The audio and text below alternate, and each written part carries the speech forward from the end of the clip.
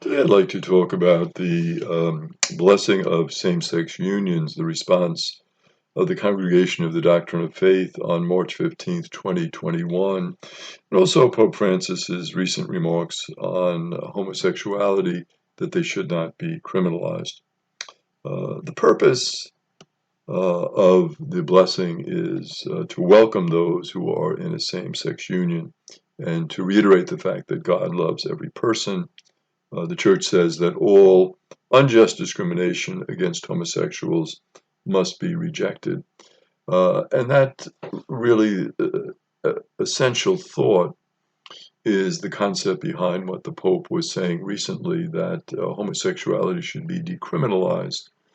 That certainly, if it is called a criminal activity, the Pope said it's really part of the human condition. What you're doing really is unfairly targeting a certain group of people, and it is really a form of unjust discrimination. And so the church says any unjust discrimination should be rejected. Blessings are seen by the church as sacramental, so they're not on the same level as a sacrament. And the church indicates in this document on the blessing of same-sex unions that there are positive elements in that relationship. But because of the confusion that could ensue when one is doing a blessing, some people might take it to be a marriage, which the church does not accept at this point. So the church says better not to bless same-sex unions, but as we go through it, you'll see other possibilities in the document. They say a union of people of the same sex is not ordered to God's plan. However, of course, we could raise a question as we dialogue with this decree. And the obvious question is, well, what is God's plan? We know that God's plan is really summed up in a twofold way. God's plan is to love God, and through that love that we have of God, that special love relationship that we have with God, to also love our neighbor as ourselves. So the love of God that fills me flows out of me to myself and to my neighbor. Now we know from our own personal experience that a same-sex union can express both a love for God and a love for neighbor.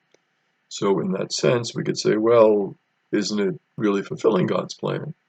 Two people of the same sex, they love one another, they have a great relationship with one another, they have a great relationship with their God, they have a great relationship with the community, they're very loving to others in the community. That would seem to be part of God's plan. The sacrament of matrimony, the document says there can be no analogy between the sacrament of matrimony and same-sex unions. And the reason for that, they say, is that different realities are expressed in the sacrament of matrimony and in the same-sex unions. But the celebrants of the sacrament of matrimony, as we look at it very carefully, are the persons involved. So as we, again, are in dialogue with this statement from the church, we would say that since the celebrants are the persons themselves, the priest or deacon is merely the witness of the church. And if same-sex persons desire to make a permanent commitment to one another, they really have the right, by virtue of their baptism, to celebrate that in a faith context. So the concept here is that these are two baptized people, or maybe one baptized people and a person and one unbaptized, and they're people of faith. So they want that element of faith to be part of their union because they believe in God and they accept Jesus and they want to follow the Lord. And so since they are the celebrants of the sacrament, they are bringing the love of God to one another. The church has a right to deny recognition to same-sex unions because of the church insistence that each act of sexual intercourse within a marriage must be open to procreation. And that really becomes the stumbling block or the main issue here, is that, well, these acts of love are really not open to procreation. And so, because of the purpose of marriage, one of the two purposes of marriage is to generate new life. The second is the mutual love and support for the couple, for one another as they get married. So those are two what they call co-equal uh, aspects of the sacrament of marriage. Uh, but of course, there are some questions that we could raise in dialogue with this. And that is, well, what about unions of older people who are past the age where one of the partners conceive a child? So they are older, they are beyond that age where procreation is really a possibility. Uh, and the church does not deny marriage to them. So why is the church denying this sacrament to this couple would be the question that is raised. What about unions where the partners decide not to have children? So they're two Catholics, they love one another, but they say for whatever reason, we're not going to have children. Well, does the church deny them the sacrament if that is their feeling, that they don't want to have children?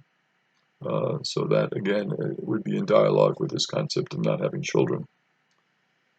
Does a marriage move from being legitimate to being illegitimate after one or both of the partners decides to have a tubal ligation or a vasectomy? So you have a marriage, and they have two children, and they decide, well, we don't want to have any more children. Let's have a vasectomy. Let's have a tubal ligation. What about that marriage?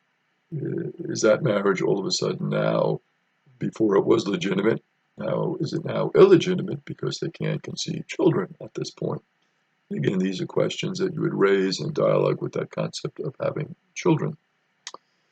Does a marriage move from being legitimate to being illegitimate each time one or both of the partners uses an artificial method of birth control? So here they are, they have a marriage, it's going along well, they have two children, three children, four children, however many. They decide, well, let's use birth control and not have any more children. Well, at that point, is the marriage now illegitimate? Again, if we use this criterion of having children, these are some questions that would be raised. Does a marriage move from being legitimate to being illegitimate when the partners decide to embrace a vow of celibacy while still of childbearing age? So they say, well, we're going to be celibate.